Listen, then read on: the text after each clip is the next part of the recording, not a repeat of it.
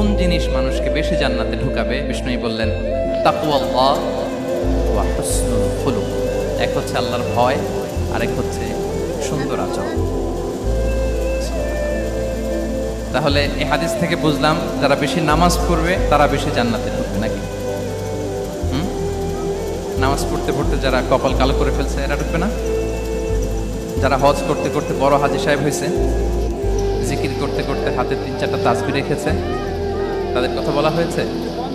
এগুলো নিঃসন্দেহে অনেক বড় আমল, কিন্তু সবচাইতে বেশি জান্নাতে প্রবেশ করাবে যে আমল, বিষ্ণু বললেন এক হচ্ছে আল্লাহর ভয়, আরেক হচ্ছে সর্বোত্তম আচরণ। আমি একলাই পারি পাগলা, দুশ্মন আছে, মোরাদ আছে, ওই লোকরা আছে। আমি